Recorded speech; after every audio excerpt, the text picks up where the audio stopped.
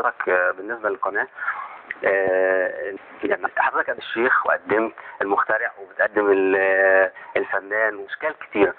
هو ده، هي دي مصر حضرتك الولاده، واللي هي مصر كتير حاجه يعني.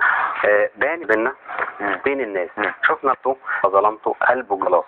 كل ده كان من جوه ولا نسيتوا مصر عشانكم؟ ياما ادينا كتير عشنا غير شعوبنا كان في قلوبنا دي طيبه اطمن ارض وتحفتك في البعد. شوف طيبه قلب الاساس بتلاقي ناس في حضن الوفا طول عمرها شايله همومنا بحلوها ومرها تدعي وتشكر ربها. يا رب بارك ولادي دعوه ومن بارس.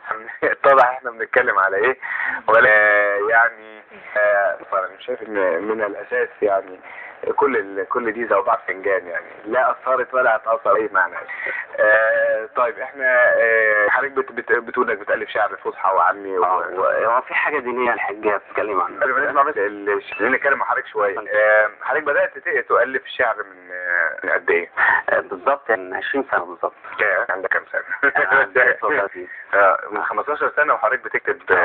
حضرتك حاجه ليها علاقه بالشعر؟ هو حضرتك انا بطلع، انا عندي مال بنات عباس الدين. عندي بس طبيعه الدراسه الاكاديميه كانت في المجال ده ولا في مجال تاني؟ لا طب في التمريض يعني، اصلا خريج تمريض. انما بدا يظهر مقابليه كده برضه كتب وحاجات عن من فتره الشعر العاميه. فاكر ان التانيين بيبقوا مش دارسين تصهم الادب والشعر. ما اعرفش مع دايما اسال السؤال ده، بس ما يعني قليلا يا حد هو دارس الموهبه يعني.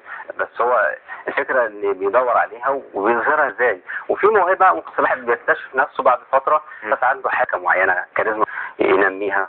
بيبقى كل حاجه. نسمع بقى. اعصمك يا رسول الله من جهالك يا الله، وصادق الوعد